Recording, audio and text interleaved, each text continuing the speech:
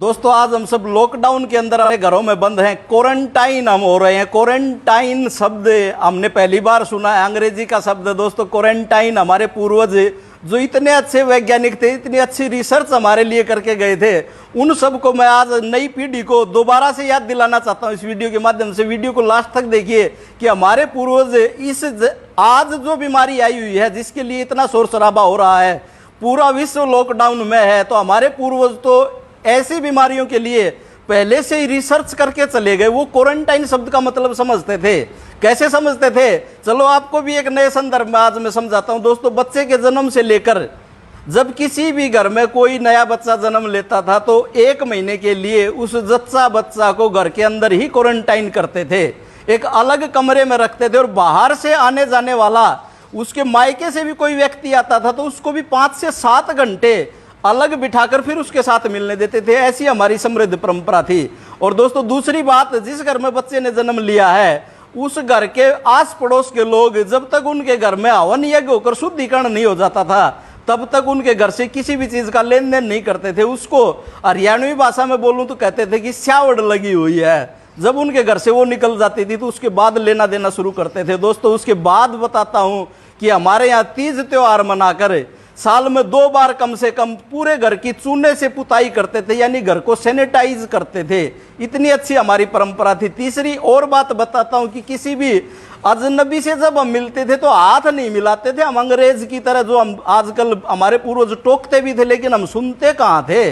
दूर से ही नमस्ते करने की जो हमारी परंपरा थी वो बड़ी ही जेन्युइन परंपरा थी, जो आज के संदर्भ में भी ज्यों की त्यों लागू होती है। और दोस्तों उसके बाद हमारे पूर्वजों का कितना अच्छा विज्ञान था कि कोई भी व्यक्ति घर के बाहर से जब भी आता है तो बाहर पहनने जाने वाली चप्पलें अपने देहरी दरवाजे के बाहर ही निकाल के घर के अंदर प्रवेश करता था। और बाहर, और हमारी खाने की जो परंपरा थी, जो आजकल आप खाते हो ना बैठ के, पिज्जा बर्गर जो भी खाते हो और उसको यूं ही खाना शुरू कर देते हो, दोस्तों हमारी जो परंपरा थी वह क्या थी कि हाथ धोकर खाना चाहिए।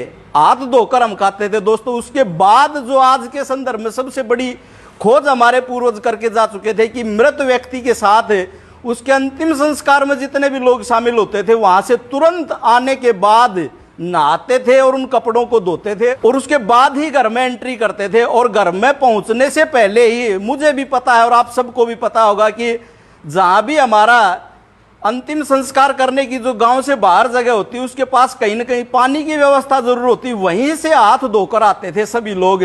और दोस्तों उसके बाद परंपरा थी कि मृत व्यक्ति के जितना भी सामान, यहाँ तक कि उसकी चारपाई भी घर से बाहर निकाल देते हो, तो उसके बिस्तर वगैरह, उनको इस विज्ञान का पता था। और जिस घर में मृत्यु हो जाती थी उस घर में उसके आस पड़ोस के पास परिचित मित्र खाना बनाकर देकर तो आते थे लेकिन उस घर से लेता कोई भी कुछ नहीं था।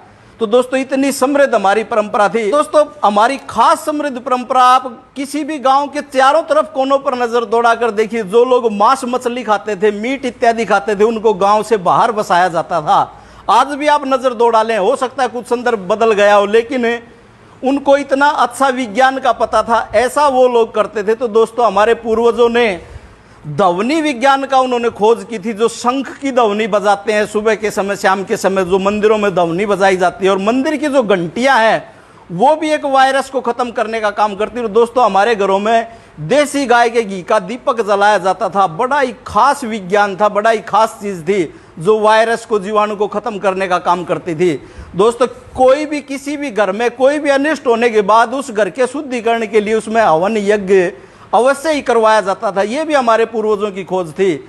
आज इन नियमों को कोई पालन करता है, इनको मानता है। इस कोरोना से पहले की बात बता रहा हूं तो उसको अनपढ़ गंवार जाहिल समझते हैं। हमें बड़ी भारी भूल हमारी थी। दोस्तों हमारी संस्कृति इतनी समृद्ध थी, आओ पुनः लौट चलें अपनी परंपराओं को, अपनी मान्यताओं को, अपनी